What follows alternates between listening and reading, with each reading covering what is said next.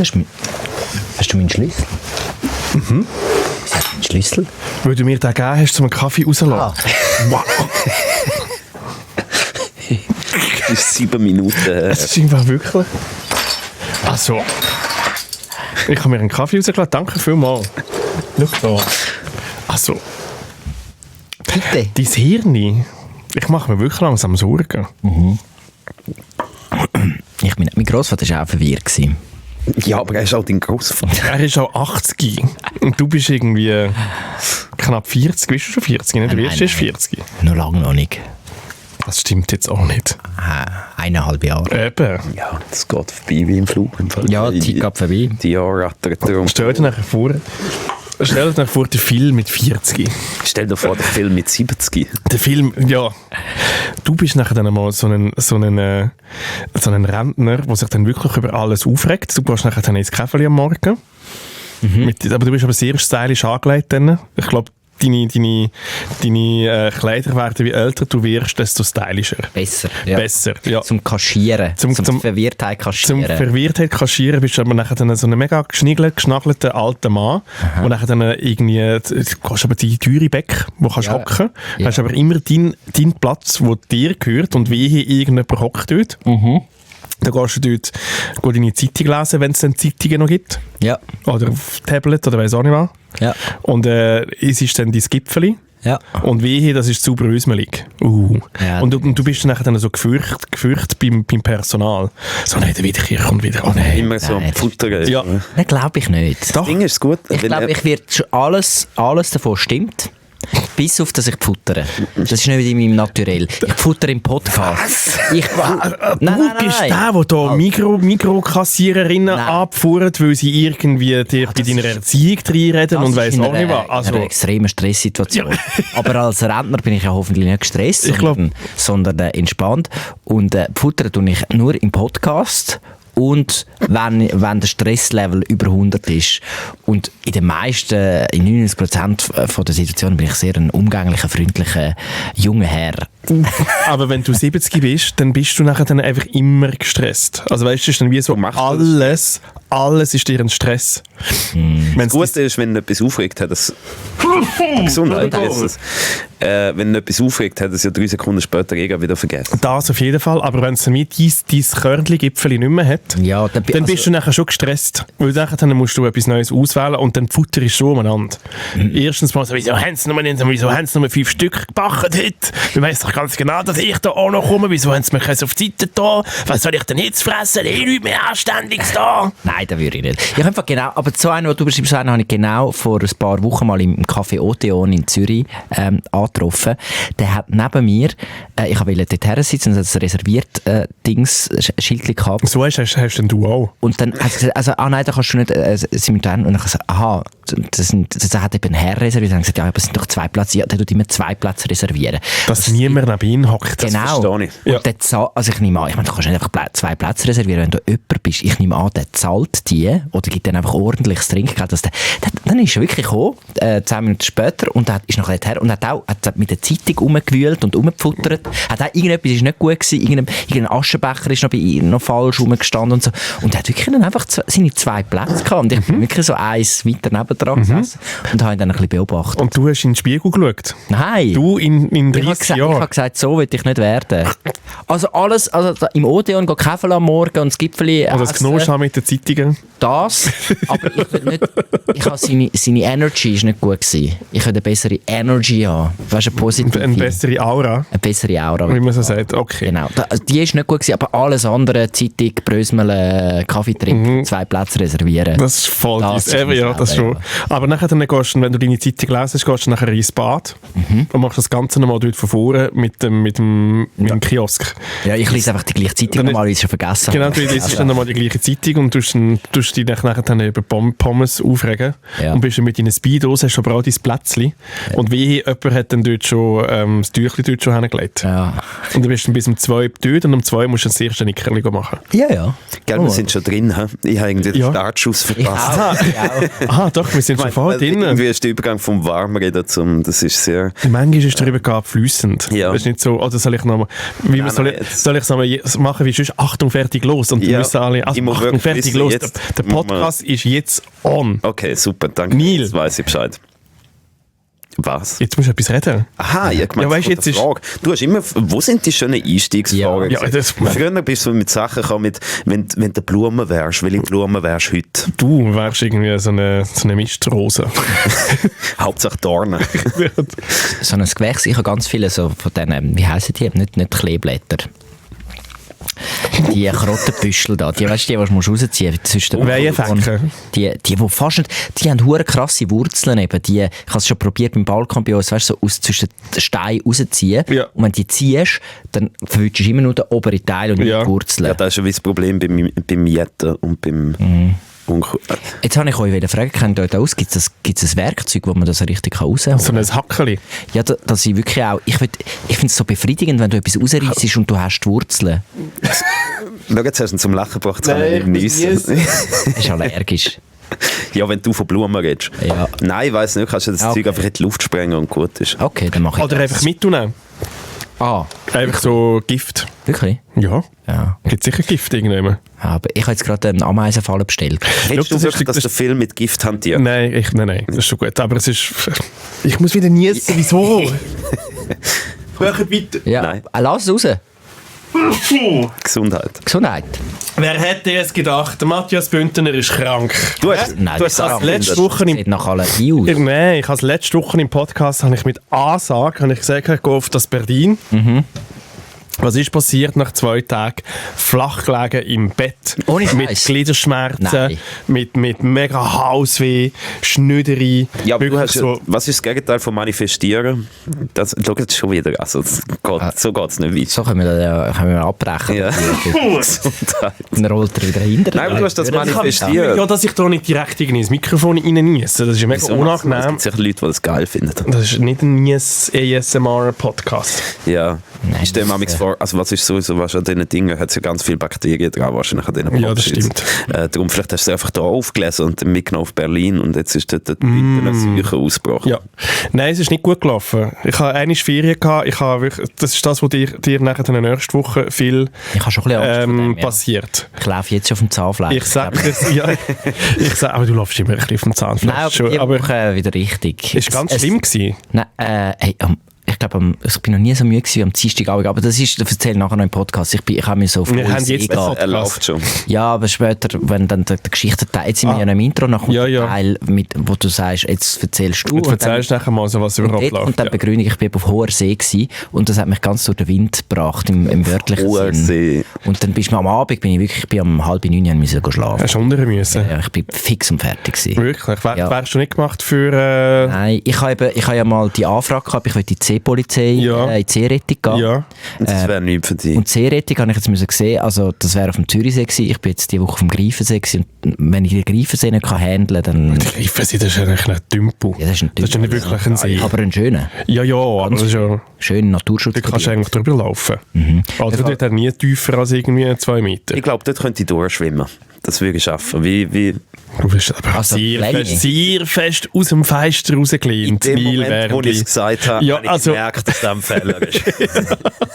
Ja, aber sehr fest sagen aus wir an dem... der schmalsten Stelle. Wie, Ja. Am Ufer. Ah, da kommst du locker. Dort im Kinderbad. also nein, wenn ich sage, ich will durch den Greifensee schwimmen, wie viel ist Problem. das? 2 Kilometer? Ich stelle mir eben so, Weniger. den Nil, der schwimmt, stelle ich mir so wie so ein Baby vor. Wo irgendwie so, es beruhigt einem irgendwie. Oder Nein, es gibt doch so... Hund. Es gibt doch so die Baby-Videos, die schwimmen, die so eigentlich künstlerisch sind und einem so ein bisschen beruhigen. So stelle ich mir, wenn du aufschwimmst, Ich weiss nicht, wie du wärst schon so ein gutes, beruhigendes Video. Nein, weißt du, das wirkt, weißt du, so, wenn ich dann einfach im Wasser irgendwie am Zappeln bin, das sieht, nein, das ist mehr, wie wenn du eine Katze reinwerfst.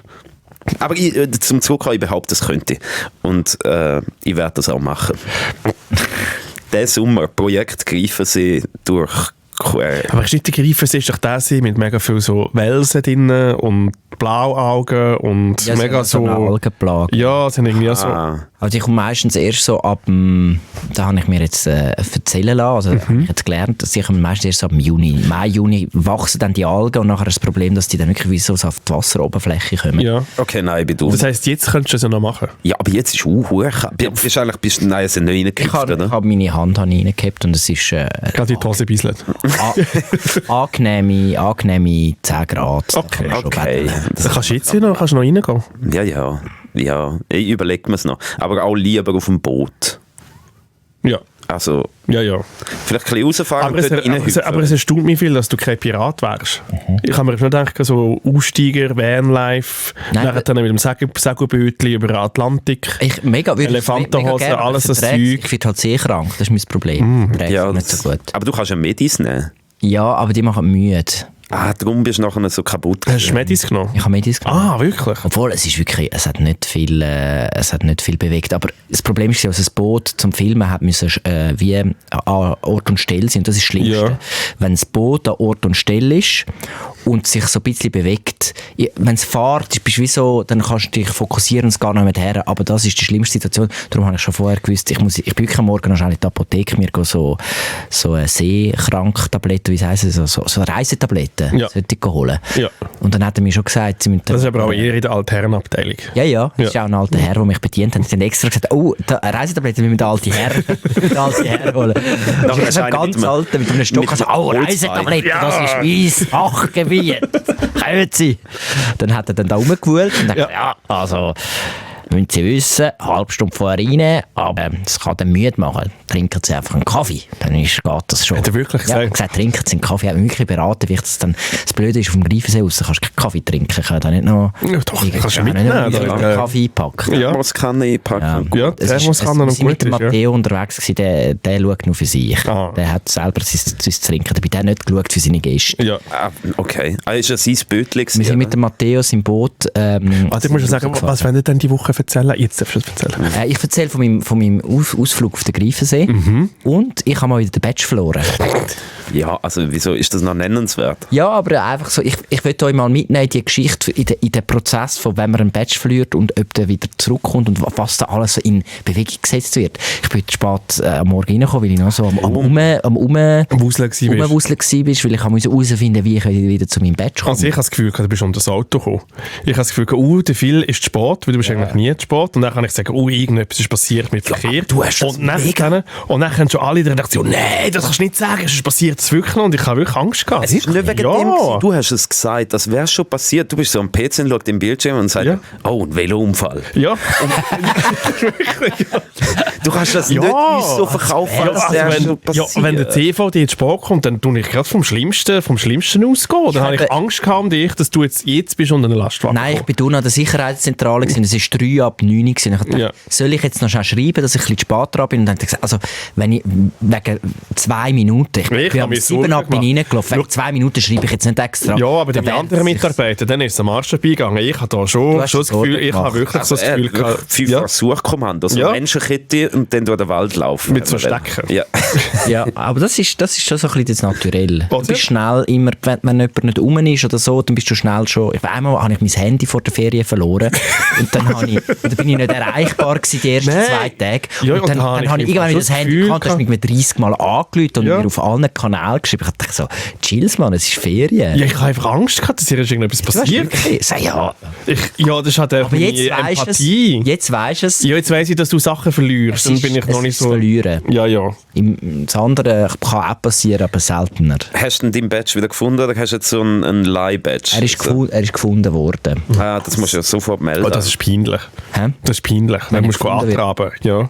Ja, da hat der Sicherheitsdienst gar nicht gern. Das ist Mai. Ja. Nein, sie sind sehr nett heute zu mir. Wir haben angerufen, bevor ich gewusst habe, dass ich ihn verloren habe. Du hast schnell verloren? Ja, und also, das ist eine Weile her, aber jemand hat ihn gerade gefunden, relativ schnell, und läutet es mir an und so, Herr Wernli, wo ist Ihr Badge? Und die so, dann machen sie nachher noch die Kontrollfrage. Und dann lassen sie suchen. Ja. Und dann, bis du selber merkst, da habe ich nicht mehr. So, wir haben ihn gefunden. Ja, er ist gemeldet worden. Ja. Das nächste Mal, wenn sie ihn verlieren, sofort melden und so, Bro, ich habe noch nicht mal gecheckt, dass er nicht also, ja, das finde ich, also, machen ein bisschen ein grosses Geschiss. Das ist halt die Sicherheitszentrale. Schau, das ist sehr wichtige Menschen und die nehmen ihren Job auch ernst, wie ich, wo mich care und mitarbeite. Nein, das ist ja schon gut. Badges sind ihre Babys. Ja.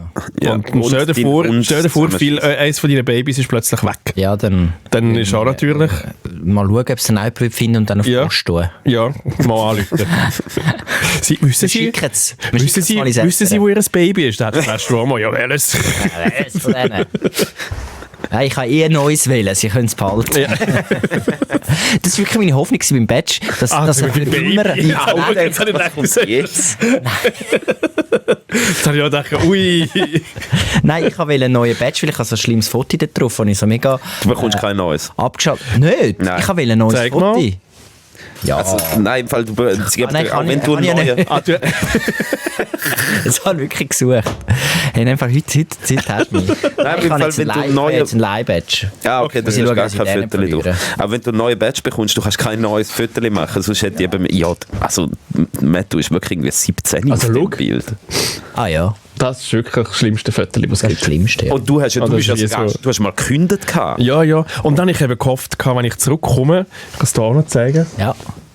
Ich habe gehofft, wenn ich zurückkomme, ich komme dann einen neuen Badge über. Und dann macht wirklich im Fall, dann macht er einfach die Schubladen auf und hat er einfach dort irgendwie so 100 Badges drin. So, da der alte noch, das ist ja gerade mega super. Weißt du, die kommen immer wieder zurück. Gell? Da muss ich da nicht einen neuen Badge machen. Und ich so, nein, jetzt habe ich extra gekündigt, dass ich mich scheiß Fotos losbekomme, nicht einmal dann.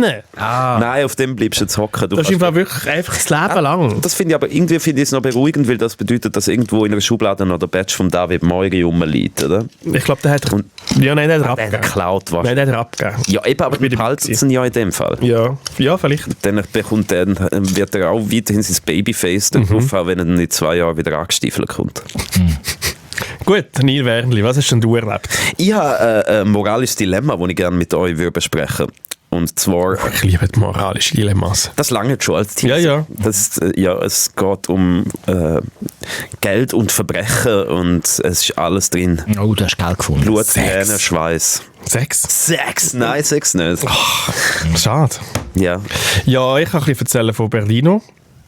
Berlino? Sagen wir dem jetzt so? Nein, niemand, der cool ist. Von Berlino? Ich habe das Gefühl, seit du von Berlin zurückkommst, bist du uncooler geworden. Du hast heute in der Sitzung gesagt, hey, haben wir es irgendwie vom Kanye gehabt, ja, der macht ja da so ein bisschen Hibbidi-Hopp. Nein, wenn es vom Baum Cypher. Ja, aber das ist lustig. Dass ich heute ist Cypher, es ist ja das Hibbidi-Hobbidi-Hopp. Das ist etwas, was ich sagen könnte. Das ist das Satz rauslassen. Es ist ironisch gesagt. Und jetzt sagst du Berlino. Ja. Ja, Berlino tönt so wie das Kinderparadies, was das Bälleli-Bad von irgendeinem Einkaufszentrum. Ja. Komm, schicken wir ins Berlino und gut ist. Wahrscheinlich bist du auch da gewesen, bist du in einem Einkaufszentrum das Wochenende. Also, ja. Und dann habe ich auch noch mit Freunden, ich habe eine Freunde-Olympiade gehabt. Also Olympische Spiele mit Freunden. Es ist eigentlich so, wo du auswählst, welches deine besten Freunde sind. Nein, es ist eigentlich wie ein Sporttag. Wir haben einen Sporttag gemacht mit Freunden und ich habe herausgefunden, es hat mich dummerweise ein bisschen zu fest reingezogen. Ich habe immer so das Gefühl gehabt, ich bin nicht so kompetitiv und so ehrgeizig. Und das habe ich, glaube ich, in der Schule auch so gehabt, wenn du dann wirklich so in diesen Games inne bist, bin ich es dann eben. Nein, das habe ich nicht, null. Ja, mal ich auch. Ich wirklich, es ist einfach Horror. Ja. Unausstehlich. Bist du aggressiv vorher? Ja, ich habe dann ich kann es dir dann erzählen. Ja, okay. Aber Sporttag bin ich draussen. Also, du willst über den Greifensee schwimmen. Ja, aber jetzt musst du einfach wie so. Ja. Nicht für da, um mich zu vergleichen und allen zeigen, was für ein geiler... Das ist kein Redaktionsaustausch. Was? Also mit der Redaktion. Machen wir das nicht alle zusammen? Aha, ja, doch, das können wir dann auch machen. Eben, ja. Es wird nicht gestoppt. Es geht nur ums Mitmachen. Am Schluss bekommt jeder Medaille. Ja, das hat es bei uns auch gegeben. Das ist schon. Okay, gut. Ja. Aber Sporttag ist so ein Begriff, da zieht es mir alles zusammen. Wegen früher. Also, weißt du, in der Schule, Sporttag, das war die Hölle gewesen. Also, ich glaube, jedes 2. Jahr habe ich einfach krank gemacht. Aber ich kann es nachher dann erzählen. Ich habe wirklich einfach mein 15-jährige Ich oder mein 13-jährige Ich nochmal durchgemacht mit 40. Ja, genau gleich nochmal. Ich habe mich wirklich einfach nochmal erinnert, wie es so war. Gut, das ist ein Debriefing 4 nochmal. Lies doch nochmal. Nein, jetzt nicht mehr. Okay. Das ist der Debriefing 404 Podcast mit dem Neil Wernli, mit dem Philipp Wiederkehr und mit mir. Matthias Und wir reden über alltägliche Sachen wie Badges verlieren, oder persönliche Sporttag. Dilemmas und Sporttage. Wenn du das gut findest, was wir hier machen, dann gib uns 5 goldige Berlinos. kannst uns überall bewerten auf anderen Plattformen. Wir haben ganz fest Freude. Ich habe heute übrigens auch auf die Followerzahl wieder mal auf Spotify nachgeschaut. Das habe ich wir haben letzte Woche haben wir 5 plus gemacht. Das ist im Fall aber nicht so viel. Also wenn du uns hörst und uns noch nicht folgst, dann will ich nächste Woche mindestens 20 neue Followers haben. Ja, das finde ich fair. Ich will, dass es ein Knick gegen U ist. Ja, darf ich auch noch einen Aufruf machen, einen kleinen? Da deine Bühne Es ist jetzt nicht der grosse Aufruf, die aber grosse Aufrufminute. Die Leute haben etwas davon. Und zwar haben wir ja eigentlich die Rubrik von unserem Kundendienst, wo wir Fragen beantworten von den Leuten. Wir sind dort ein bisschen ausgeschossen mit Fragen. Darum, wenn ihr etwas von uns wissen wollt, dann schickt doch auf Instagram ein DM, SRF Studio 404. Oder Spotify-Kommentare gehen auch. Einfach Fragen reintöckeln. Oder auf die WhatsApp-Nummer eine Sprachnachricht machen. Mach jetzt mit auf 076 431 58 62. Hauptsache es ballert. Das geht auch. Oder? Ja, weil ich will das wieder ein bisschen etablieren. Willst du es wieder ein bisschen andingsen? Ja, aber sind ein bisschen kreativ. Nicht so... Also Ja, nicht einfach... Wie zum Beispiel, wenn du eine Blume wärst, was wärst du? Also Ja. Vanille wäre ein Mistrose. Das haben wir jetzt schon herausgefunden. Welches ist dein Lieblingsherdöpfelgericht? Nein, das ist auch Das Langweil. wissen wir. Wodka. Siehst du, es ist eben gar nicht so einfach, eine gute Frage zu stellen. Ja, weil ja, das interessant stimmt. ist. Du musst sagen, wir nehmen alles. Ja, okay. Wir nehmen Gut, sind wir nehmen auch das die so schlechten. Mir wird wundern, viel, Ja. wie tust du am Morgen auswählen, was für eine Hose du anlässt? Heute habe ich eine angelegt und da hat meine Frau gesagt, die hat im Fall ein Loch im Füß. Ich habe eine andere angelegt. No joke. Okay, du hast also deine Stylistin. Du hast Ja, eine ja. persönliche Stylistin. Sie hat gesagt, schau, du Aber kannst gibt schon mit denen... es dann aber schnell eine Abnahme, bevor dass du noch rausgehst? Wie bei den Kindern. Die Kinder schauen, hast du Schuhe an? dazu, Ja, genau. Und bei dir auch noch hast Nein, unser Running Gag ist, dass wenn ich gehe, dass alle wissen, dass ich nochmal komme, weil ich irgendetwas vergessen habe. Ja. Das ist immer so. Hey, ich erzähle das jetzt. Mir hat es wirklich die Abnahme ein Weile lang gegeben, weil ich habe irgendwann ist mir aufgefallen, dass ich viel zu oft aus der Wohnung laufe mit dem offenen Hosenladen. Und dann hat meine Frau über einen Monat lang hat sie wirklich gesagt, nachher zu kontrollieren und dann ist es so, okay, kannst gehen. Ja. Nein, der Hosenladen ist bis jetzt nicht mal so problematisch. Aber, ja, Aber es ist schon mega peinlich, wenn du hierher kommst. Das ist mir jetzt auch wieder ein paar Mal passiert. Du kommst im Geschäft an, du merkst, ist der Hosenladen offen und bist da mit Bus, Tram und Schiff und überall hierher gereist. Ja. Und das ist immer der Hosenladen offen gewesen. Und niemand hat es dir gesagt. Am schlimmsten ist es an einem Tag, wo du dich eigentlich cool fühlst. Ja, ich Wo weiss. weißt, du schaust so dort Ja, und denkst, findest so, bin ich heute ein geiles Sieg. ja. Und dann hast du den Hosenladen offen. Ja. Versaut einem den Tag. Ja. Was hast du denn jetzt gemacht mit deinen löcherigen Hosen? Gerade vorgehalten oder einfach wieder über den Stuhl gehalten? Nein, es ist eben... Nein, das Ding Das ist wichtig. Es ist eben so ein bisschen meine Spielplatzhose. Ist jetzt komisch, dass ich das Loch habe. Aber ich habe herausgemerkt, ich habe herausgefunden, ich habe ja letzte etwa 3 Paar neue Hosen gekauft. Ja, das haben wir dann- alle gemerkt. Ja, Und das jetzt, ist habe, cool. und jetzt habe ich das Problem gehabt, dass ich die auch meine Papi-Tage angehabt habe, wenn ich für die Kinder halt geschaut habe. Und dann bin ich mit denen halt in den Spielplatz und am Boden Die gesessen. schönen Und Hosen jetzt sind aber die nicht schon für den Spielplatz, jetzt sind die das schon wissen wir dreckig. doch. Darum habe ich jetzt Ja. eben diese Woche wieder die mit den Löchern vorgenommen, weil dann kann ich mit denen auf den Spielplatz. Und dann habe ich gedacht, ja gut, also bei uns arbeiten ist auch ein bisschen wie auf dem Spielplatz. Ja. Und dann habe ich gefunden, es langt. Und dann hat sie aber gefunden, nein, es langt nicht. Und dann habe ich gefunden, ja gut, dann soll etwas anderes. Wo ist denn das Loch? Also eher... Also wirklich beim Füdli hinein. Ah, es ist so ein Andeuten. Also es ist Ja. noch nicht so eine grosse Size, wo du siehst einfach so die Faser, aber du siehst schon so ein bisschen Boxershorts. Also noch einmal squatten und dann ist es offen. Ja. Gott, du wärst ja nicht der Erste. Dem Joso ist wirklich schon 2-mal die Hose gerissen. Einmal Ja. an einem Sommerfest und einmal sonst einfach Bei einem Drei, glaube ich, irgendwie. Ist so, könnt ihr mal schauen, dass ihr irgendwie vernünftige Hosen habt. Ihr braucht da mit doppelten Naht. Aber ich bin eben auch so, ich tue Kleider brauchen, bis sie verrissen sind. Bis sie wirklich... Meine gehen immer ein und Also, dann sind sie mir zu... Neil, ich habe deine Unterhose gesehen. Du tust sie auch brauchen, bis sie fertig Das habe ich ein wirklich... bisschen, ich habe aussortiert. Seit ich da geschämt worden bin im Büro. Zeigen? Nein, zeige ich. zeigen. Wir machen Kontrolle. Warte, ich zeige euch den Saum. Doch, schau, das verhebt. Ja, das ist gut. Ja, Kann man machen. gut. Also, ich bin geschämt worden und darum habe ich aussortiert. Ja, du weißt immer, bei Dreis weisst nie, plötzlich in der Unterhose musst du dort stehen. Ja, und dort das haben wir ist ein paar Überraschungen gehabt, hier, Ja. vom Herrn Wernli. Gut, wo sind wir eigentlich gewesen? Bei den Themen. Das Intro noch nicht Du hast das gespielt. Intro noch gar nicht gespielt? Ja, ich weiss, wir sind immer noch... Wir sind jetzt Themen da. haben wir gehabt, wir haben bewertet. Du hast einen Aufruf machen und weiss auch nicht wann, jetzt sind wir halt wieder dort gelandet, ist wo wir spannend sind. daraus entstanden. Ja, das stimmt. Dann haben wir alles besprochen, dann würde ich sagen, let's go.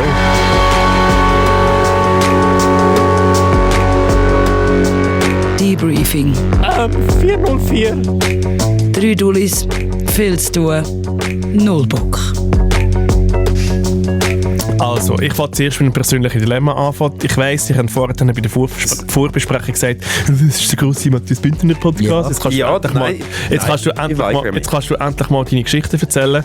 Persönliches Dilemma, da habe ich nachher, dann tut sie fast in mein persönliches Dilemma ja reindingseln. Sie geht eben auch nicht lang. Ich habe ja die Crackbar in Winterthur, wo also meine Lieblingsbites, wo so ein bisschen Knelle ist. Der Matt und ich haben mal eine Schlägerei dort drin erlebt. Ich habe dir verboten, dort hinzugehen. Ja, ich bin heimlich gegangen. Ja. Ich bin enttäuscht. Enttäuscht. Wie sagt man? Also die gerade beim Bahnhof, die Bar. Ja. Genau. Dort, wo man eigentlich nicht hingeht. Im Filmwagen rumhängen. Und ich bin wirklich, wann war das gewesen? Vor ein paar Tagen bin ich dort rein und ich hatte so ein bisschen eine Krise gehabt, weil ich bin ja permanent broke. Wirklich. Ich weiss nicht, wann ich mache irgendetwas falsch. Ich habe Ende Monat nie mehr Geld. Und habe mich über das aufgeregt und habe gedacht, hey, jetzt musst du wirklich den Scheiß ein bisschen in den Griff bekommen und vielleicht anfangen, ein Budget machen. Ein Budget machen, ja. Ja, mach ein bisschen tracken, was du... Ich glaube, also ich will jetzt mich nicht zu fest aus dem Fenster lehnen, aber vielleicht sind es einfach die 100'000 grossen Bier, die du trinkst während dem Ding. Das spielt wahrscheinlich drin rein. Ja. Und nach diesen Bier hast du halt... Hunger und dann gehst du halt auch irgendwie nachher noch etwas essen, besoffen und dann... Auf jeden Fall war es gerade so wie, dass ich gefunden habe, jetzt kehrst du dein Leben um, jetzt übernimmst du Verantwortung, jetzt schaust du ein bisschen. Und habe gerade gehen eigentlich und habe gedacht, ich gehe noch kurz aufs WC, laufe dort rein und was liegt am Boden? Ein 100er-Nötchen. In der Bar? Also im WC von der Bar. Und dann habe ich gedacht, hey... Was macht man eigentlich auf dem WC mit einem 100er-Rötchen? Es war wirklich noch zusammengerollt. Also ich weiss genau, Gang aus dieser Bar raus. Neil, wir müssen dich vom Drogensumpf befreien. Ich bin ja nicht Teil von dem Drogensumpf, aber ich beobachte es einfach. Ja. Und ich habe dann wirklich noch kurz überlegt, ob das so ein soziales Experiment ist. Dass irgendwo eine Kamera drauf ist und schaut, nimmt er das jetzt? Oder vielleicht ist noch so ein durchsichtiges Fädeli dran gewesen, und dann, wo man dich nachher irgendjemand hingelockt hat. Und hinter der Glasscheibe ist so eine Frau gestanden in einem Kittel und so ein Hütchen so von der Universität Zürich, wo gerade so, jetzt schauen wir mal. Ja, genau. Und dann hat es eine Checkliste. Oder nicht? Wieso hat sie so einen Dialekt? Ja, das ist eben vom Deutschen. Fix Schwöbeln. Fix alle so hohen ETH-Professorinnen schwöbeln. Ja, ganz schwöbeln, ganz klar. Ja, dann schauen wir mal, was... Auf jeden Fall, ich habe ein bisschen... Also einerseits habe ich mich gefreut, weil dann ist gerade wieder so, okay, alle meine finanziellen Probleme sind gelöst. Sie hat gerade aufgeschrieben, zeigt Freude. Und hat dann aber noch kurz zögert. Ich hatte so ein bisschen Hemmungen gehabt, weil... Also erstens mal wirklich das, so wirst du beobachtet und zweitens, dort drinnen hängen auch andere Leute um, die wahrscheinlich ähnlich broke sind wie ich. Und ich habe dann gedacht, also an der Bar abgeben wäre ja richtig dumm. Ja. Ausser an der Bar abgeben, du kommst gerade noch ein Bier für das über. Ja, aber ein 100er-Nötchen gegen ein Bier ist im Fall ein hoher schlechter Deal. Ja, halt so viel Bier hast du einfach so... Hättest du eine Lokalrunde schmeißen?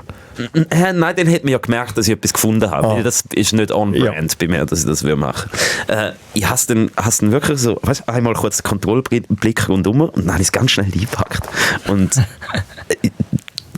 ist schon die richtige Entscheidung, oder? Also das hättet ihr doch auch gemacht.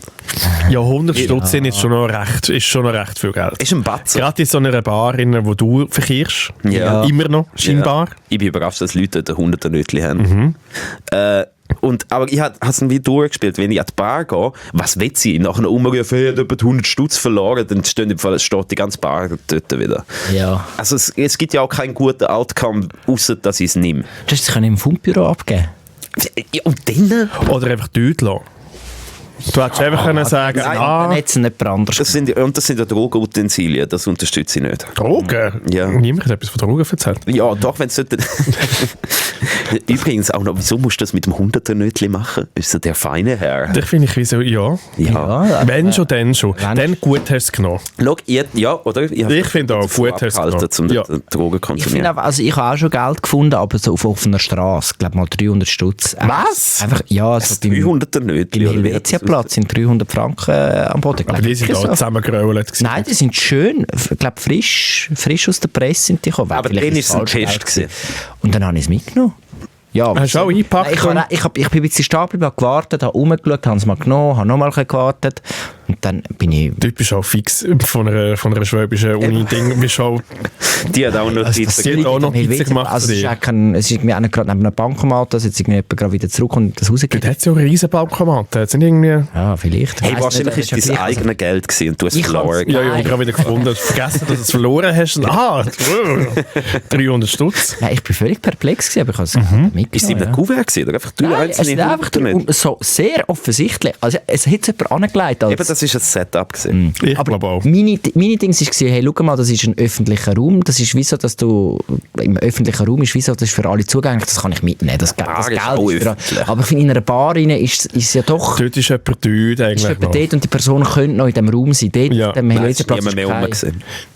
Also es ist wirklich niemand mehr drin Du bist der gewesen. Letzte in der Bar gewesen. Nein, aber der Einzige auf dem WC halt. Aha, ja. Sonst, Aber weißt du, wenn da jemand rumgestanden... Also, Du hättest ich hätte vielleicht auch mal- den du hättest können durch die Bar durchlaufen und mal die Pupillen von diesen Leuten anschauen. Du hättest herausgefunden, wem das 100 du kannst mal schauen, wer auf Koks ist. ja, wer nach das Koksräckchen kann präsentieren Ja, der genau. kann beweisen, dass... Ja, Genau. okay, fair.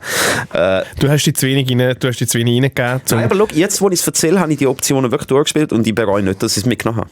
Vor allem, ich bin selber eine kleinere Notlage. Löhnt man das 100er-Nötchen? Ist so im Fall... Aber du bringst dich jetzt selber in die Notlage rein. Das ist jetzt wie so... 80% Anstellung Ja. im SRF. So in einer Notlage bist du jetzt da nicht. Ich finde, ich habe es verdient, dass mir auch mal etwas Gutes passiert. Und das 100er-Nötchen war ein Zeichen von Gott gewesen. Neil, du bist mein Sohn, da, nimm das Geschenk. Die Frage ist, jetzt, was machst du mit dem 100er-Nötchen? Oder was hast du gemacht? Ah, das ist schon wieder...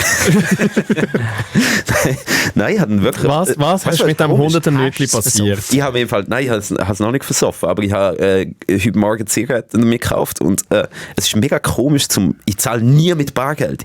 Ich habe kein Bargeld und ich habe mich wirklich geschämt. Es ist so uncool. Ja. Weil sie hat auch schon quasi getippt, dass sie mit der Karte zahlen, hat sie das wieder müssen abbrechen. Dann hast du sein Nötchen so ausgefüllt. Und Das ist noch schön so da mit zitternder Hand. am Morgen am 8 Uhr zittert, komisch, stinkst noch nach Rauch. Die hat gerade gewusst, was läuft. Aber ich habe es so uncool gefunden, wieder mal mit Cash müssen zahlen. Ich glaube, das ist nicht so am coolsten gewesen am Ganzen. Ja, und jetzt habe ich Münz. Münz ist ja das Allerschlimmste. Ich habe Kannst du Select da in die Automaten reinlaufen. nicht mal dort kannst du es noch. Ich habe es Ja. Kübel Doch, gerührt. doch. Aber ich habe das auch. Ich gebe es mir, ich muss ja immer noch mit Münz muss ich waschen daheim. Und ich habe ja nie Münz. Ich muss, wenn ihr Münz habt, Also kann ich das so aufrufen. Wenn du daheim noch Münz hast, dann schick es mir. Weil es ist absolut Horror. Ich müsste auf die Post Münzrollen holen und ich weiss nicht mehr, wo die nächste Post ist von mir. Und es ist absolut wirklich einfach ein Skandal. Und jetzt, und jetzt wirklich teilweise kann ich einfach nicht waschen, weil ich keine Münze Du habe. hast doch erzählt, du hast eine Kiste voll Fünferli gefunden. Ja, aber 5 Rappen gehen aber nicht rein. Aha. Und das sind ja, Aber das die sind ja, kannst du das sind, umtauschen und rüllen lassen. ja, aber das sind ja silbrige Fünferli. Das ist etwas anderes. Ja. Ja. Aber wenn ihr Münze habt, schickt es mir. Das ist das Konzept, wo hast du einen Stutz fertig gedacht. Aha, ja, aber Das ist Betteln, wirklich. Wieso? Also, letzte bin ich, aber das ist, ich glaube, das ist euch auch schon passiert, oder? Dass eine Bettlerin ist gekommen und hat gesagt, ich habe keine Münze, nachher Twint. Die hat wirklich schon So ein QR QR-Code. und dann hast du aber wenig, was hast du denn gemacht? Hast du dann twintet? Es hat auch keinen Twint. Nein, ich habe keine Zeit gehabt. Und sie ist wirklich so schwitzen. Das ist nicht gut gegangen. Ich habe hilfst du in dem Moment oder nicht? Das ist auch ein Dilemma in dem Moment. Ich habe wirklich irgendwie gerade keine Nerven gehabt, um jetzt mit der da eine Twint-Transaktion. Ich finde es einfacher, wenn jemand kommt und da 2 Stutz sagt und nachher, aber mit Twint musst du dann mit dieser Person so anstehen. Ja, ja, und das so ist ein ja- kleines Bankgeschäft. Ja. Das finde ich wie so ein bisschen viel Effort. Ja, das ist wieder Nilo vom Dass jemand WC. halt einfach Crack braucht. Ja. Nein, aber ich gebe im Fall immer etwas, aber eben in letzter Zeit habe ich fast nie Cash. Und Jetzt hast du Münze. ja, eigentlich stimmt. Ich Jetzt behalte kannst du das um Münz- in die Welt Nein, gib's zurückgeben. mir, gib's Nein, mir. nein, gib's denen, die es nötig haben. Aber ich muss waschen. Wie mir Gott das 100er-Nötchen angelegt hat, tue ich das jetzt weiter spreaden. Ich rette die Welt. Am besten Einfränkler. Ja. Das sind die schwierigsten zum wegen Waschen. Was? Wieso? Hä, was musst du denn reinlassen? Ja, ich kann alles reinlassen, aber Einfränkler wären die besten. Aha, okay, den brauche Einfränkler Einfränkler. darfst du haben und den Rest gebe ich der Gesellschaft zurück. Ja. Du kannst nicht immer nur nehmen. Die grossen Münzen kannst du da allen geben. Ja. Ich nehme Einfränkler. Aber nur zum Abschluss erst einverstanden, dass ich hätte es auch genommen. Also du hast ja schon das Dreifache davon Ja, genommen. aber in es dem ist Fall. innerhalb Und von der einer... viel ist gierig. Es ist vom Etablissement an einem Privaten. Oder? Es ist so. Ich weiss nicht. Ich hätte einfach ein bisschen Angst. Wenn ich hätte es nicht gemacht, nicht aus moralischen Gründen, sondern aus Angst hätte ich es nicht genommen. Wieso erzähle ich das jetzt so? Weil das nachher dann wie jemand reinkommt und jemand hat meine 100 Stutz geklaut. Und nachher dann hockst du wie noch dort und nachher dann, ich bin ja auch schon dort gewesen, da gibt es Schlägereien und stell dir vor, einer auf Koks ist hässig, weil er sein 100 Nötchen verliert. Dem willst du nicht unter die Augen. Fuck, wieso habe ich da jetzt erzählt? Ja, ich weiss, ja. Ich stelle mir so eine Western-Szene vor, wie der nie so an der Hose so aufgeklopft wird. Und dann so umdreht und dann so geschüttelt ja, genau. und dann kommt das 100 Nötchen. Oder kommt das 100 Nötchen und dann wieder raus. Dann eine Faust und dann tschüss zusammen. So, jetzt so aus der Bar rausgeboxt. Und dann gibt es nachher also die schieben die Türen, die Flügeltüren, die gerade so rausdingseln. Aber die Bar ist auch ein bisschen so. Es fehlt eigentlich wirklich nur die Salontüren. Ja. Jedes Mal, wenn ich und nachher wirf ich noch hinten noch, ich habe noch einen Hut gehabt und werfe jetzt mein Sperre raus und dann gehe ich heim. Und dann nimmst du dein Ross und reitest heim. Ja, ich glaube nicht, dass die von dieser Bar den Podcast hören. Ja, aber vielleicht haben sie es gleich irgendwie herausgefunden, weil ich auf das Mal Cash habe. Normalerweise zahle ich mit der Karte. Meinst du, ist auffällig? Ja, ich würde halt einfach nicht in dieser Bar. Ich würde jetzt, darum bleibt dieser Bar fern. Vielleicht ist das... Hast du das 100er-Nötchen platziert, dass ich es finde und mir jetzt nicht mehr getraut habe? Vielleicht. Ja. Das wäre nur ein Plan. Und dann, super, ja. Du hast das Plan innen aber gesagt an der Bar und jetzt hast du Hausverbot. Ja. Weil du eigentlich Sachen geklaut hast. Innen hat niemand Hausverbot im Fall. Ich bin jetzt schon dabei gewesen, wo Hausverbot ausgesprochen wurde. Ja, das hebt im Fall 24 Stunden. Ja. Das ist so viel hast du erfahren.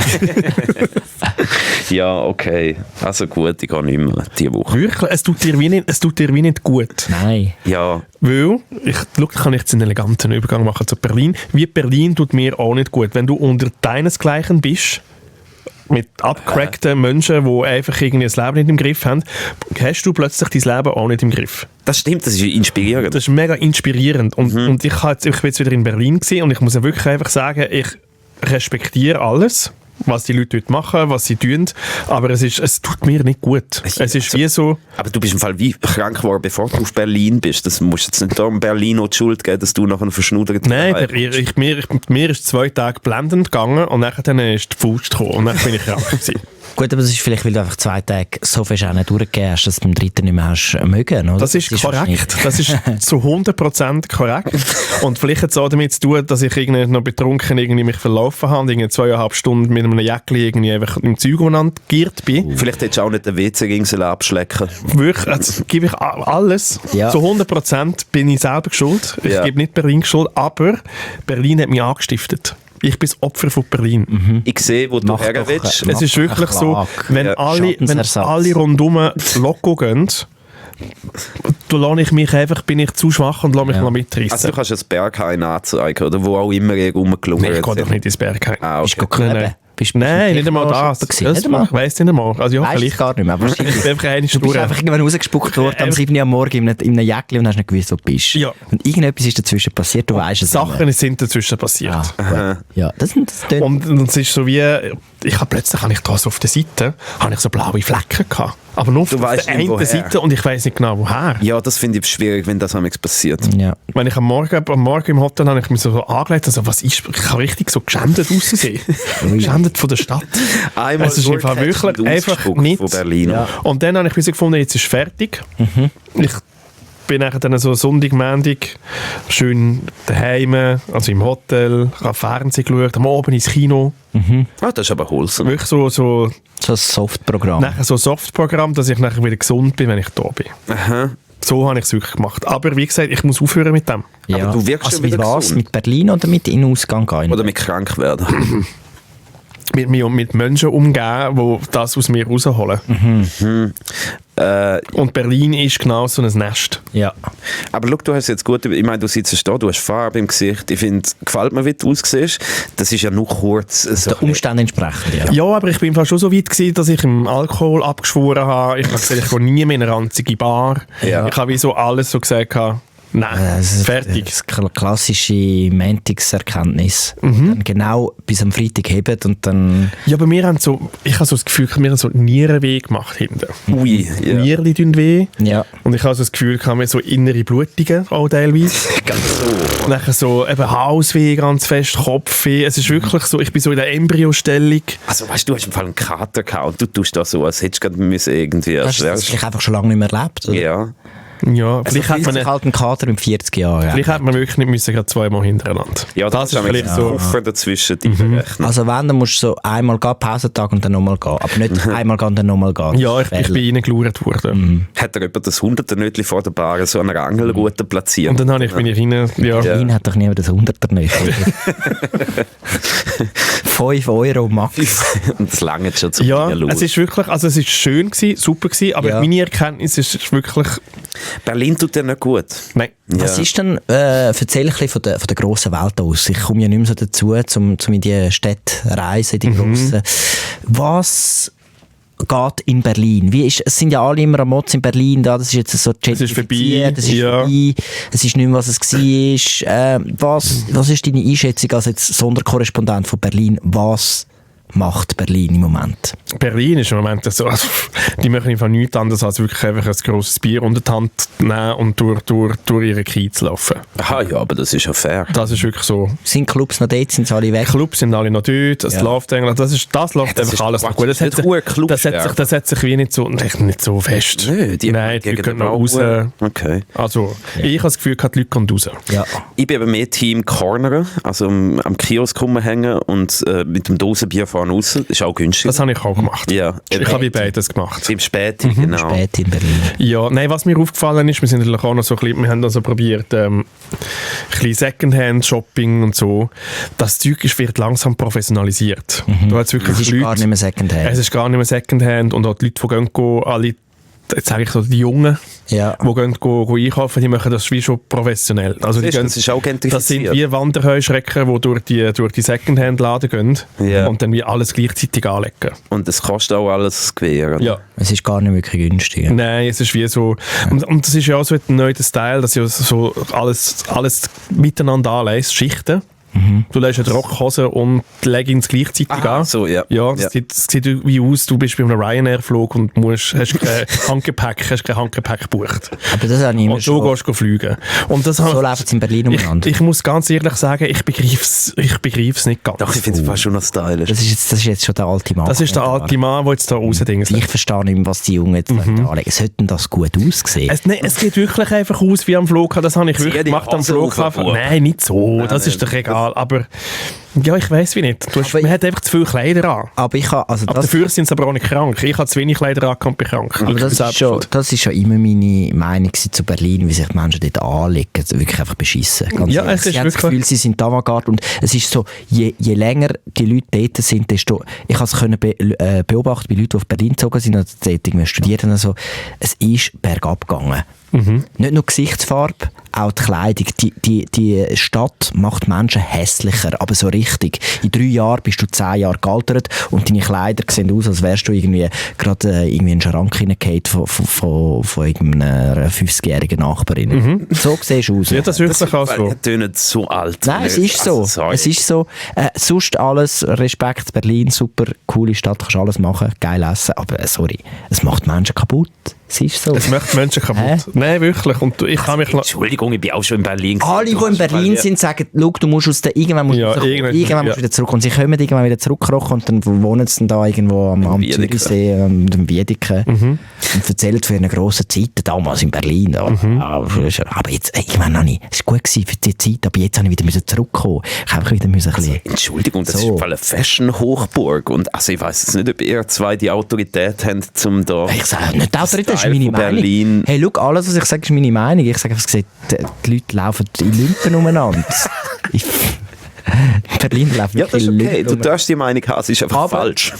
Nein, es ist eben nicht einmal individuell. Es hat schon einen eigenen Style und ich respektiere Nein, auch, und aber das es ist das nicht Problem, es meins. ist eben nicht individuell. Ich finde, wenn du so auf das gehst von, die Leute gehen auf Berlin und die leben sich nachher so aus, dann fände ich das ja mega nice, wenn sich jeder so anders kann anlegen und eben, man wird nicht so judged wie irgendwie in Zürich oder so, wo es so ein bisschen stier ist, wo man sich kann farbig und auffällig kleiden. Das finde ich ja positiv. Aber das Problem ist, das machen sie nicht einmal. Es legen sich alle schwarz an und genau in dem spezifischen Style mit den 3 Schichten, die jetzt gerade angesagt ist. Es ist alles andere als individuell. Es ist so Ja, eine, ja.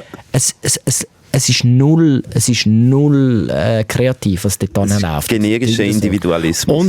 Aber ich muss wirklich Schön sagen, gesagt. und das ist aber auch das, was ich glaube wirklich auch zu 90% gemacht habe in Berlin, ist eigentlich das, ich gehe späte hocken mit meinen 2 Kollegen und Leute chatschen genau das. Oh, das ist aber Genau, und das Gute ist, in unserem guten Dialekt versteht dich niemand. Das heisst, du kannst wirklich einfach auch, du musst nicht mal kuscheln. Bist du sicher? Sicher versteht. Nein. Jeder Zweite ist doch der Schweizer in Berlin, nicht? Wir sind mega oft angehauen worden auf unseren Dialekt. So, hey, es klingt mega lustig, es ist zwar Deutsch, aber doch kein Deutsch. Hey, was redet ihr und so? Und dann ist es ja, wir sind von der Schweiz. Ja. Und dann ist immer so, wie herzig. Und weiss auch nicht, wir sind sehr gut behandelt worden. Ja. Okay. Das finde ich aber immer so unfair. Als Schweizer in Deutschland wirst du immer so nett behandelt. Du hast einen absoluten Startvorteil in der Konversation. Hingegen, wir gegenüber den Deutschen, die Deutschen, ich finde das absolut unfair. Das stimmt. Wir Schweizer könnten uns mal ein bisschen Scheiben abschneiden und einfach mal ein bisschen freundlicher werden. Und ich habe einfach, das ist genau die Diskussion, die ich auch gehabt. Deutsche Menschen sind die freundlichsten Menschen, die es gibt. Wir tun ihnen Unrecht. Ja. Es ist im Fall wirklich, dass du wirst so gut behandelt und bei uns im Fall kommst, wenn du irgendwie eine Frage hast, kommst du eine Faust in die Fresse und so hau ab. Und dort ist es wirklich mit Grüßen. In Berlin kommst du schon eine Faust in die Fresse. Ja, wegen anderen Sachen. Aber es ist im Fall, nein, mir ist wirklich einfach nett dort. Ja. Es sind wirklich nette Menschen. Ja, sie sind, also das finde ich, das Vorurteil verhebt überhaupt nicht. Nein, wir sind im Fall die unfreundlichen Motherfuckers. Ja. Wirklich, ganz fest. Aber das ist wirklich so. Also, weißt du, Es ist mir aber nie so fest bewusst gewesen, wie jetzt im Fall wieder.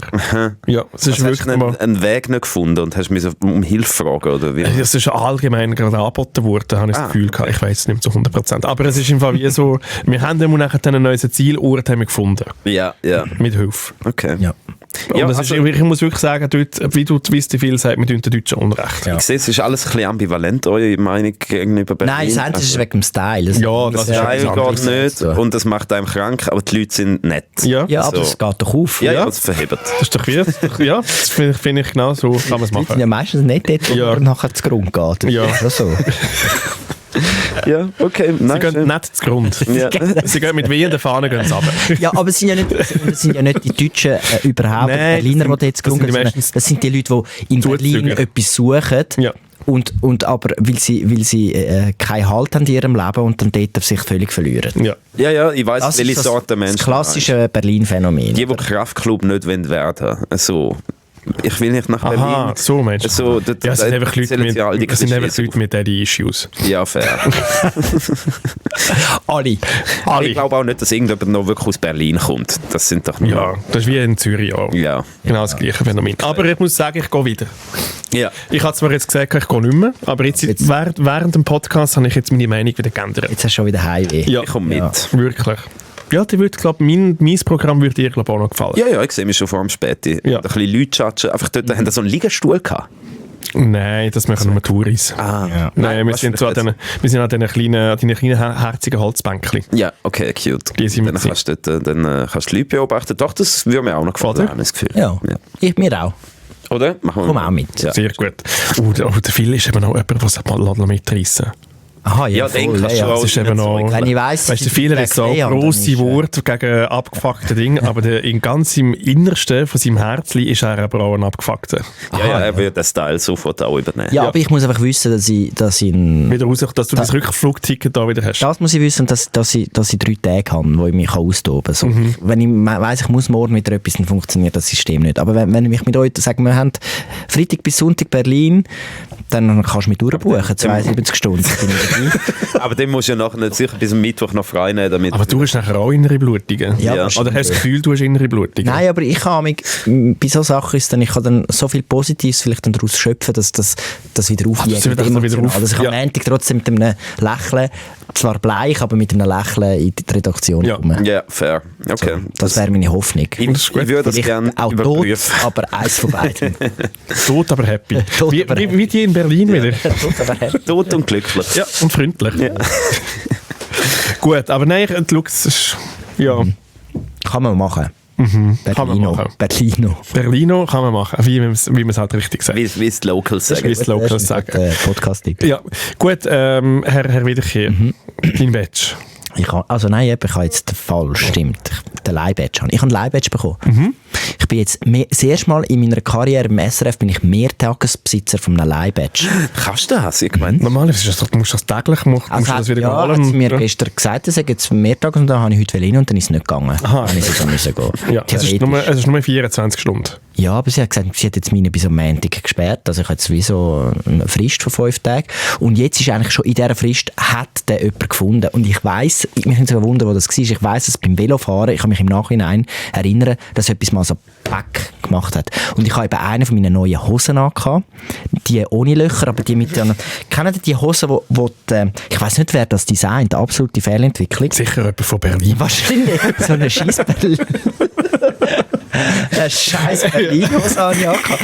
Ja, hat so etwas gesagt. Das sind noch Berliner Hosen. Ja, und es ist wirklich aus so einem, weil ich habe das Gefühl hatte, ich muss wieder ein bisschen den Swag muss wieder zurück in meinem Leben. Und Hast du das gesagt? Jetzt habe ich es gerade selber gemerkt.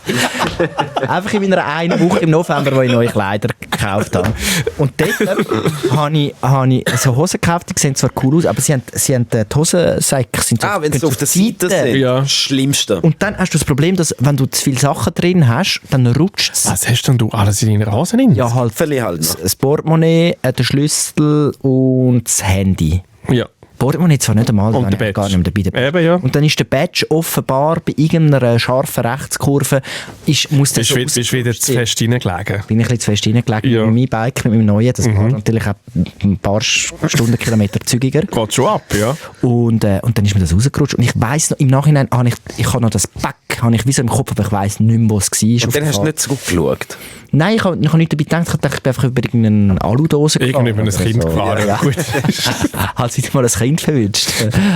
Halt, ja, wie sagen wir dem, ja, ein bisschen. Und offenbar ist das wirklich, ich habe noch gedacht, also wenn das jemand findet, es steht ja wirklich mein Name drauf, meine Personalnummer, es Ja. steht SRF drauf. Es ist Es steht, mega einfach, es um das steht da hinten, der Finder dieses Ausweises wird gebeten, den Fund der Notfallnummer zu melden. Ah, wirklich? Und dann ist dort die Notfallnummer Ja, darum drauf. wird die ja abgegeben. Ja, das steht da. Ich habe gemeint, sie sind jetzt jemand so schlau gewesen und hat gesagt, SRF und das geschickt. Nein, das Aber steht im Fall, da hinten Entschuldigung, drauf. ich habe da ein kleines Feedback an den Sicherheitsdienst. Tönt doch nicht das SRF-Logo drauf. Auf keinem Badge ist im Fall der Name von der Firma, weil dann weisst, wo das reinkommst damit. Nehmt das Logo weg.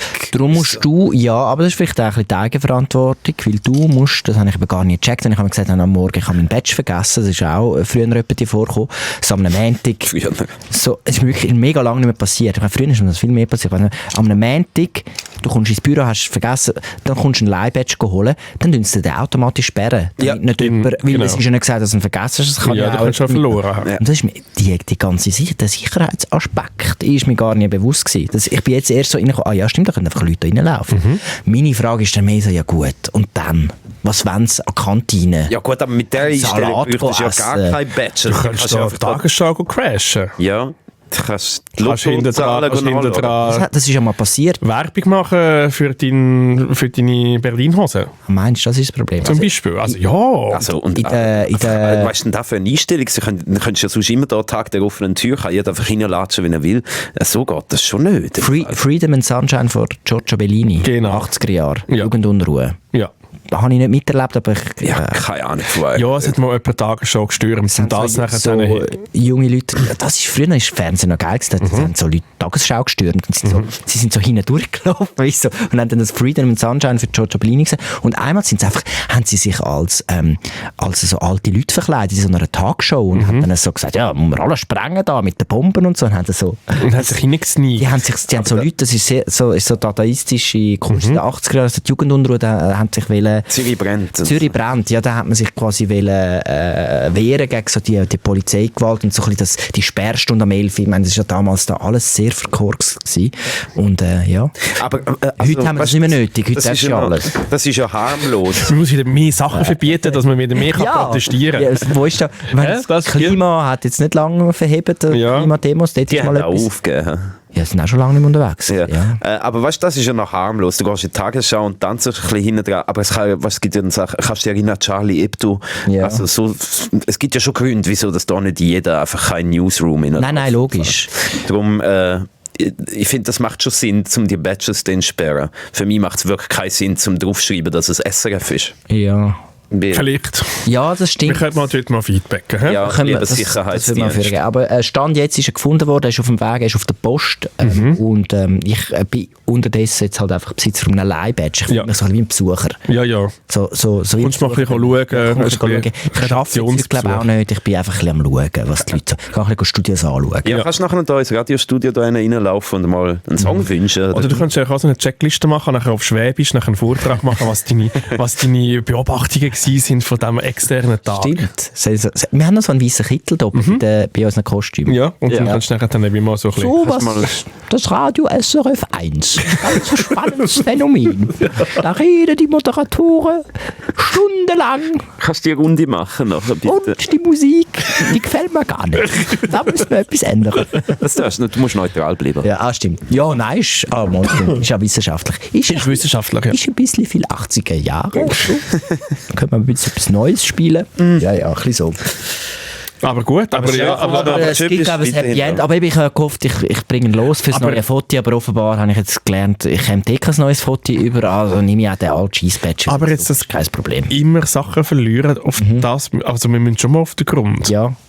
Also wir müssen einfach die Sachen im Anketten. Weißt du noch, früher das Portemonnaie hast du ja so eine Zip-Ding gehabt. Also so Ja, Kette so halt. eine Kette. Und das müssen wir bei dir einfach mit allem machen. Also das Handy, die AirPods, der Badge, das Portemonnaie. Lustigerweise habe ich noch nie meinen Schlüssel verloren. Ja, sag doch das jetzt nicht einfach In dem so. Moment hast du das jetzt gerade jinxed. Vorher habe ich gemeint, ich habe ihn verloren, aber Matt hat mich weil ich ihn gegeben habe. Und vergessen hast, dass du ihn gegeben hast, 5 Minuten vorher.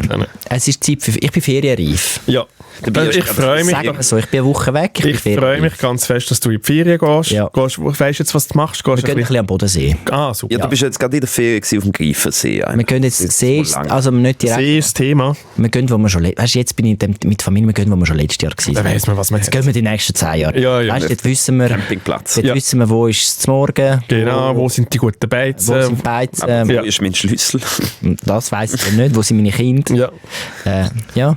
Ich gehe wieder ans gleiche Ort. Ich habe es gefunden, ich bin jetzt in einem Alter, wo man ans gleiche Ort gehen kann. Ich habe Leute immer verachtet, aber jetzt freue ich mich darauf, dass ich schon genau weiss, was mich erwartet. Ich verstehe das. Ich habe ja auch, also so, zum Beispiel, ich gehe immer auf Brighton an Weihnachten und so, das ist schon schön, wenn du wieder zurückkommst und du merkst so, das ist alles noch so, wie ich es zurückgelassen habe. Ich verstehe das. Aber Bodensee ist jetzt schon nicht sehr sexy. Bodensee ist jetzt nicht Brighton. Ich finde, Bodensee ist das bessere Tessin. Hot Take.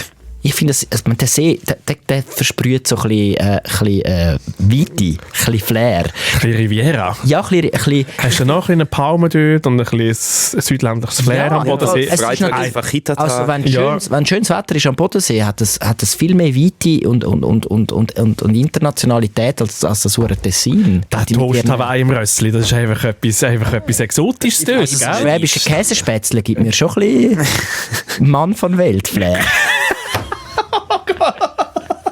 Hä? Und mit der Röstzwiebel oben drauf. Das Spätzle fühlt sich wie ein Mann von Welt. Ja. Ja, das hat auch noch den besseren Style als Berlin. Also. Ich finde einfach, der Bodensee ist unterschätzt, aber ich sage es nicht zu laut, ich will jetzt nicht das alte Thema. Ja, Könnt ihr da aufs Tessin ab? Du natürlich als alter Reise-Influencer, gell? Du darfst, wenn du etwas ins Mikrofon rein tutest, Ja, ja. dann folgen dir alle nachher. Der Bodensee, aber das ist gut, der Bodensee ist gross, man kann in Ja. jede Ecke gehen. Und, nein, mir gefällt es sich dort. verteilen. Und sehr nette Leute in Deutschland hin. Hast du zwei Leute Schwaben, das sind natürlich auch ganz Ganz gute schön. Menschen, ganz Ja, gute ja. Menschen. Du schaust dann einfach, dass du dein Handy nicht verlierst die ersten 2 Tage. Nicht, Ja. dass ich mir wieder Sorgen mache, dass du irgendwie untergegangen bist oder einen Unfall Weißt du, gehabt hast. Oder? Doch, ich stelle es ab. Ja, aber das ist auch gut, dann weiss ich es. Offline. Dann muss ich wieso, Musst dann du ist nicht es okay. anrufen. Ja. Es gibt nichts zu berichten. Private Sachen. Ja. Weißt du nicht? Ein Foto von der Family schicken. Ja, Das einfach mal. interessiert. Ja, Die also. einfach in WhatsApp-Status und gut ist, dann sehen wir, haben wir alle etwas. Soll ich die Ferien anfangen, WhatsApp Oh, starten? ja. Und so Ja. hast du Close-Ups von Blümchen, die du siehst. Ja. Und von der Ich Käsespätzle. mache euch einen kleinen Ich mache von der privaten Feed auf meiner Es WhatsApp-Story. ist jetzt so weit, du bist im WhatsApp-Status. Ich mag Ja. die Röstzwiebeln sehen. Also Ja. ich finde, wenn du am Bodensee Ferien machst, dann bist du schon im WhatsApp-Status. Finde ich eben auch. Status. Ja. Ja. Aber auf den See gehst du nicht.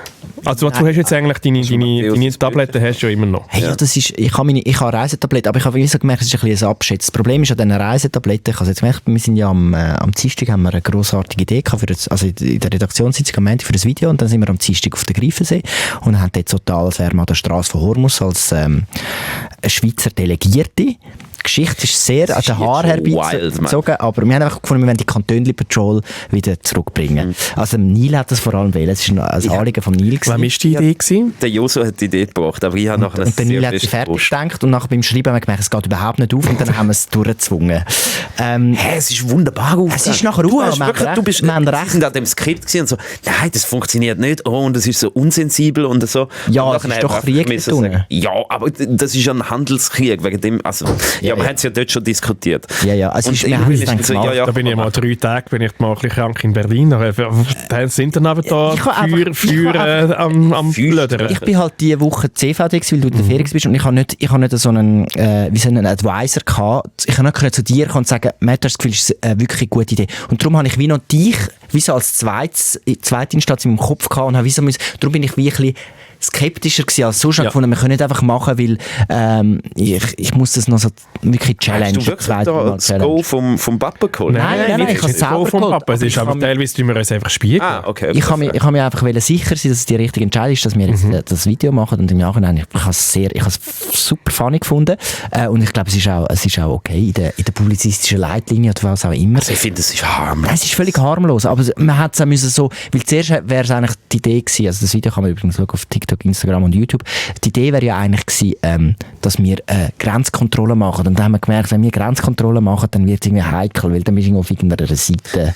Ja. Und darum haben wir dann gefunden, wir sind neutrale Beobachter, was die Schweiz ja immer ist.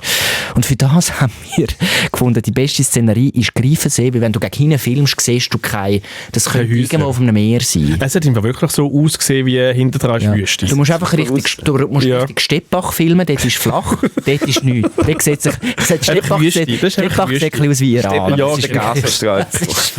Es ist wirklich so, nein, wir können nicht auf das ist die schöne Seite so links, aber wenn wir dort runterfilmen, Richtung Zürich, dort ist nichts. Nein, das ist wirklich, ja. Und es sieht wirklich, es hat authentisch ausgesehen. Ja, ich habe das Gefühl gehabt, da haben jetzt aber Budget rausgeschossen, sind wirklich dorthin geflogen, mit Flügen, die nicht fruchten, die nicht gehen, und die gehen auf die Welt. Es hat wirklich echt und Matthäus ist Bötli haben wir auch noch mitgenommen. Und Matthäus war natürlich Feuer und Flamme, weil er hat endlich kann er mal auf Arbeitszeit das Bötli. Er hat wirklich, wo wir die Idee durchgespielt haben, hat er gesagt, unter einer Bedingung, dass er nachher noch fischen darf. Ja. Und dann viele so, Entschuldigung, wir sind vor allem Schaffen. Ja, das war wirklich... Ich habe dann das ausgeredet, er hat seine Fischerroute nicht mitgenommen. Er hat es dann selber eingesehen, dass es plantechnisch nicht aufgeht. Auf jeden Fall sind wir... was hat er sich vorgestellt? Er wollte wirklich noch aber er hatte noch so Fischer. Er hat noch so Fischersachen in dem Boot. Also es ist wirklich so ein Alubötchen. Also es ist eine Nussschale. Ja.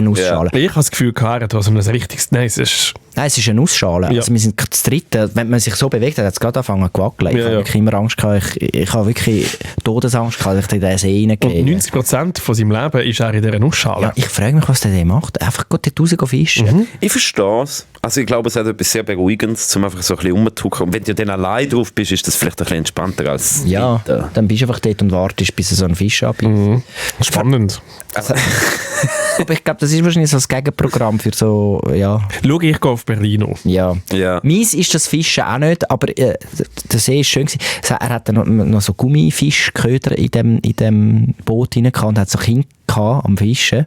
Und dann hat er die gesagt, du, wirklich wie so der alte Papa, wenn da braucht noch etwas zum Fischen. Und dann hat er und dann sind sie, ja, dann sind sie gerade so zu Rennen gekommen. Und dann hat Matteo ihnen so Gummifisch zugeworfen, die sie brauchen durchsuchen.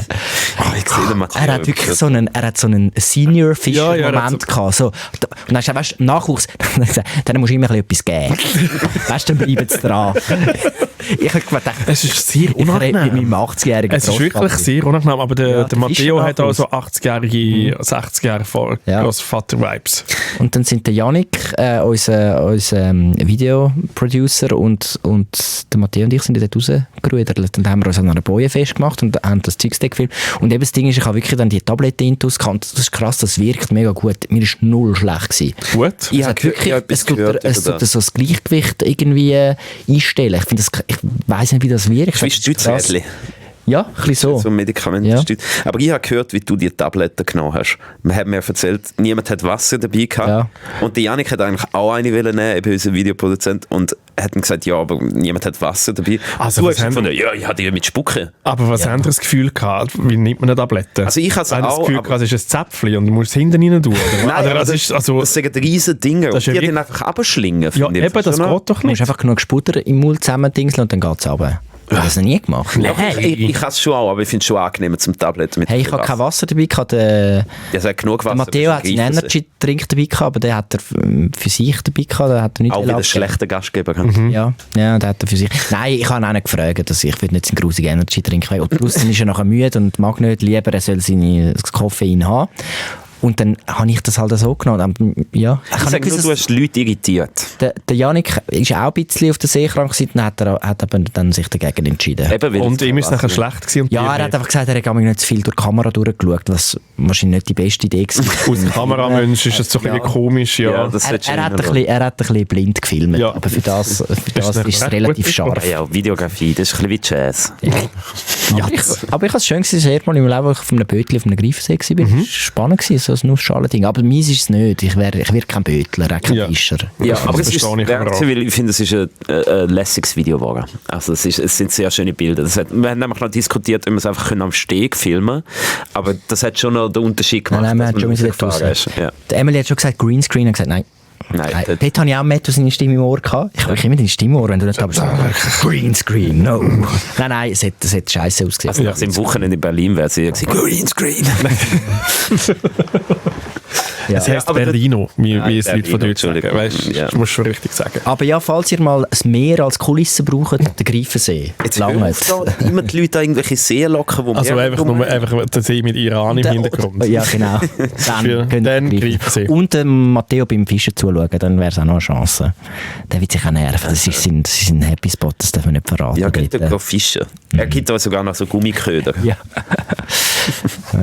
Freut mich aber. Nein, ich habe auch Freude gehabt am Video. Ich Ja. sage, schau, haben wir wieder mal etwas Gutes gemacht. Haben wir mal in der Ja, das ist gut. Das war Ja, eine ziemliche Hauguck-Aktion gewesen. Also am Montag haben wir die Idee gehabt, am Mittag, oder der Joso, und nach einem Dienstag ist mir das gefilmt. Oder? Ja, ja. Ich habe wie lange nicht mehr daran geglaubt, aber Ich kann, ja. sehr happy, wie das...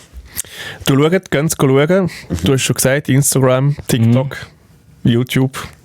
Kann Tönli Patrol. Und gehen kommentieren, wie es ihr findet. Ja. Der Neil hat Freude. Ja. Freude, ja. Gut, wir haben fast alles gesagt, außer meine deine Olympischen Spiele. Ja, aber es ist jetzt schon wieder Sport. Eben, schau darum, das nächste Mal gibt Nein, es das ist da jetzt- Internet-Show. Da haben wir jetzt wie wieder eine Hast du dich wieder ein bisschen zu fest zurückgenommen? Nein, ich habe Du mich musst überhaupt nicht nimm doch zurückgenommen. mal den Raum. Nimm Nein, den ich Raum und will nicht. Bring die Storys. Ja.